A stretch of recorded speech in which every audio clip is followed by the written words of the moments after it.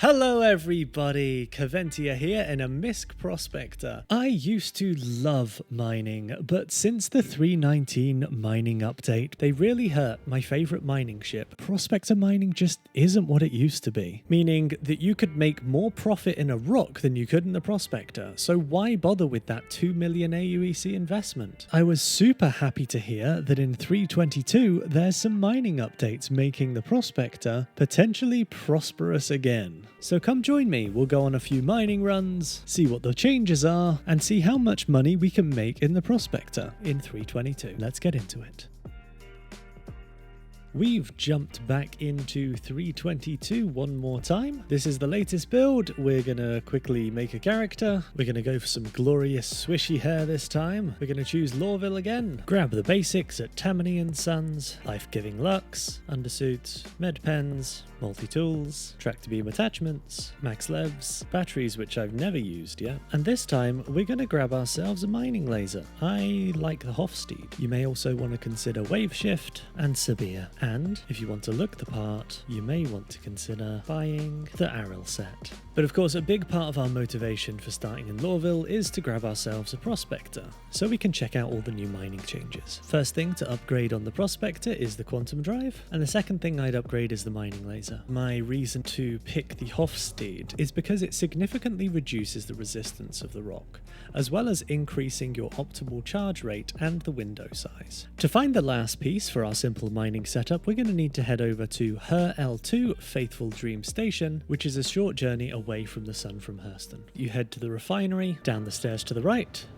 into the sports center, and the part you're after is the Riga C3 module. This will increase your laser power by 25%.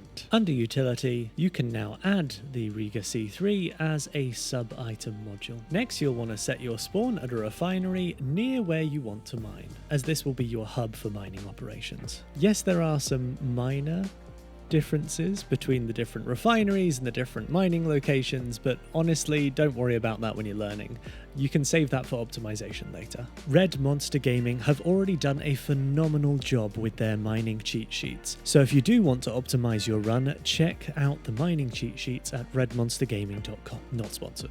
For my little mining run, I've come over to Aerial, and I'm just going to find a place on the sunny side. Once I'm in Atmosphere, I generally head in a westerly direction just to maximize the hours of sunlight. You can ping to identify boxes with V, and you can see we've already got 3 displayed on our screen. So we're going to head to this one over here first, and it looks like a cluster, which is great. Quite a big cluster, actually. Press M to enter mining mode, and as you approach your targets, you'll get readout information on the right. This is a pretty good find off the bat. Gold is what's considered a tier 1 ore. Scanning appears to be working over a pretty decent range. That one off in the distance is yellow, that means it needs to be broken, whereas the purple one here can just be absorbed immediately. I generally recommend checking out all of the rocks before you commit to breaking them. The 3 tier 1 ores you're going to be looking for are gold, taranite and bexolite. They're all about the same value at about 7,500 AUEC per unit. The other rarer ore that you may also be looking for is called Quantanium, but that now is far less abundant than it used to be. Honestly, I'm surprised how many tier 1 ores we've got. So far we've managed to find all 3, gold, taranite and bexolite, just in scanning a few rocks. Looks like we've actually got lucky here and found some Quantanium in one of the smaller rocks. Quantanium, unlike the other materials, is actually volatile. After it's harvested, your ship will have a timer until it explodes, so you're always better off collecting the Quantanium last. Quantanium is worth about 3 times as much as the other tier 1s. Once you've scanned all of the rocks, the scan results should remain, so you should be able to easily hover over them to identify which ones were the valuable rocks. Note, not all of the rocks will be breakable by the Prospector, that's why the mole exists. On the right, you'll get a readout of how difficult it is to break, ranging from easy to impossible. But note, even if it says impossible, you should still give the rock a try,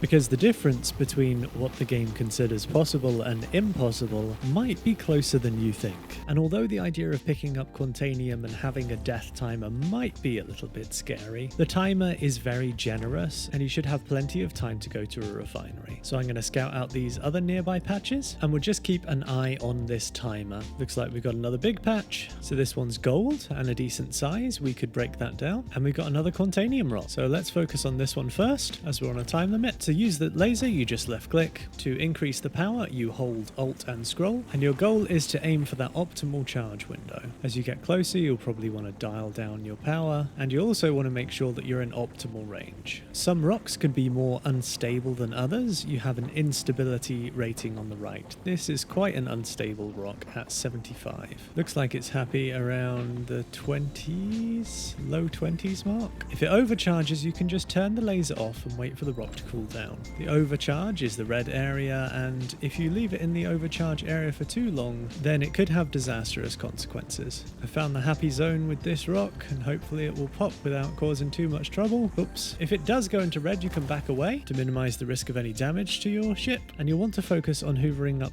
the pieces that have the highest percent of the resource you want. So 2% Quantanium, no thank you. 43% Quantanium, yes please. 45%, yes please. And 34%, yeah, we'll grab that. Okay, we've got 17 minutes. Let's see if we can get some gold. While you're charging up the rock, you can dial down the laser power to get an idea of where it's stable. So this looks like it's going to be stable at about 12, something like that.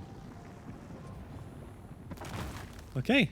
Let's see if we can grab some gold and then let's get out of here. Sometimes the rock sections that you're highlighting might not display very well, and sometimes you'll want to hover around in order to find the parts that have got the highest percent. So 40% gold, we'll grab that. 42%, yep, we'll grab that. 52%, yep, we'll grab that. Bit of space left. We'll grab the 25 on top, and then we got the 19. We might have missed a bit in the ground. Let's see how much this was. A little bit more. So it's always worth making sure you scan all the bits of the rocks before you collect them to maximize your yield. Our timer was starting to run a little bit low, so let's head up out of atmosphere, line up our jump back to our refinery. And if you are concerned about the time, then while you're in quantum, you can always put mining mode on so that you can see how much time you've got left. This might look a little bit scary, but this is about how long you used to have when you first collected Quantanium. Just be aware that when you have Quantanium, you don't want to really risk bumping your ship, so you may want to consider using a speed limiter and putting your landing gear down in plenty of time. As long as you store your ship, it will not explode. Then you have all the time in the world to go down to the refinery, down the stairs on the right, up the stairs this time, where you're presented with two options. You can go to ore sales for a quick sale to make a quick buck. On this first run, I could get 75,000 AUEC right now. Most of the money for that comes directly from the Quantanium,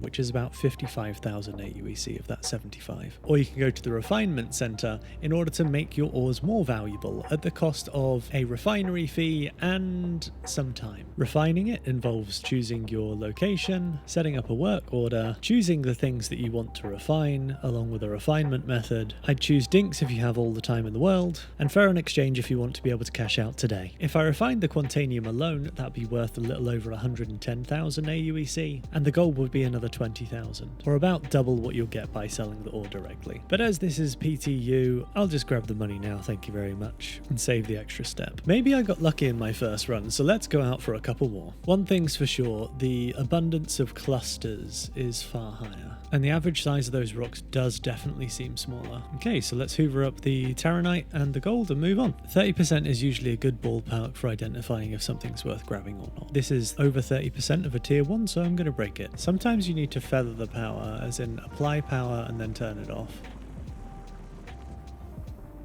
to try and keep it in that green zone as much as possible.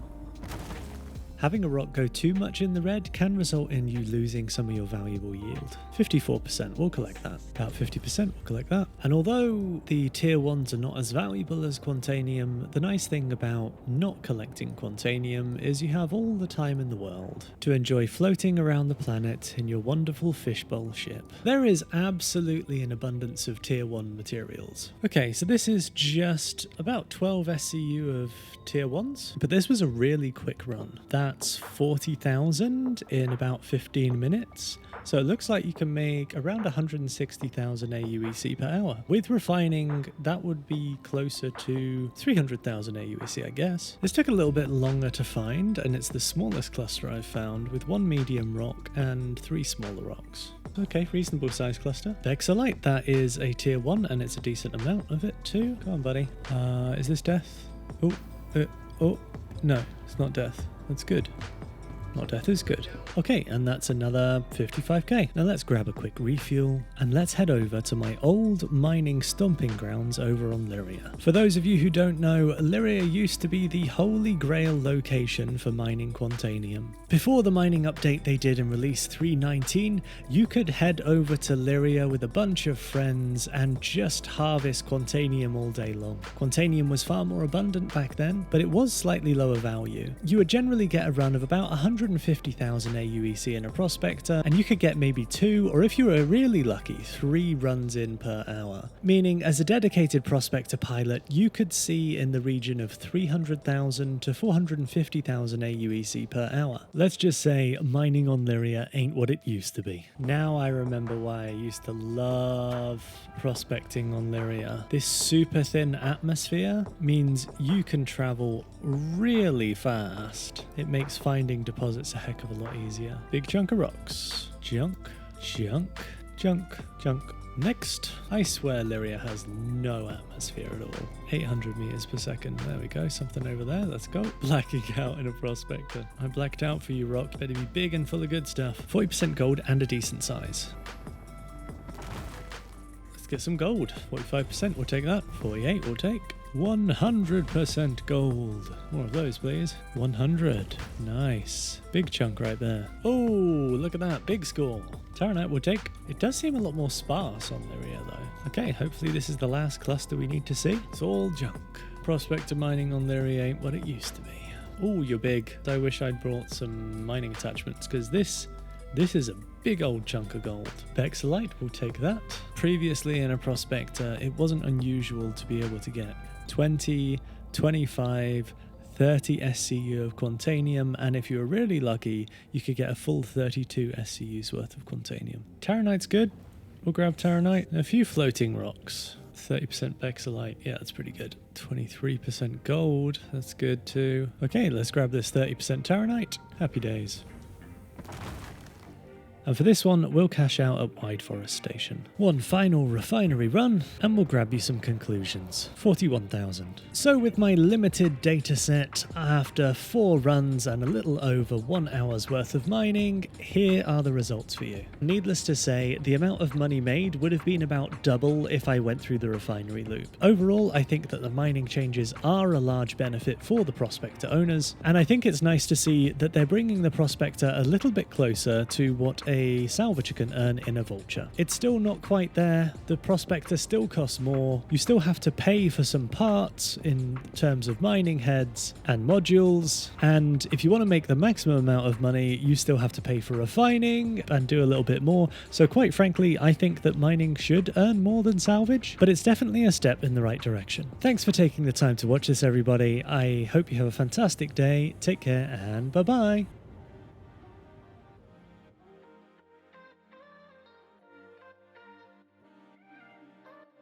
Swoosh, swoosh, swoosh, swoosh. Makes me happy. The fact the split mechanic now works is awesome. God, that scared me.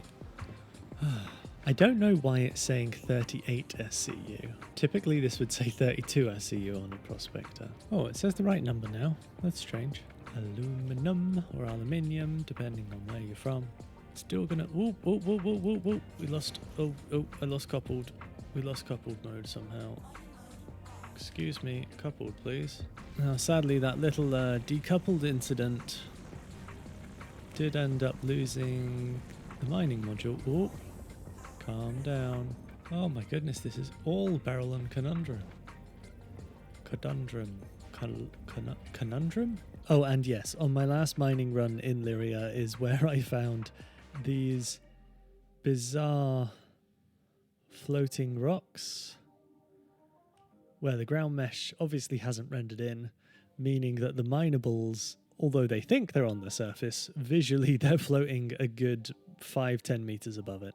Oh, interesting, I can't scan some of these because it's acting like they're embedded in the ground, even though we can visually see them.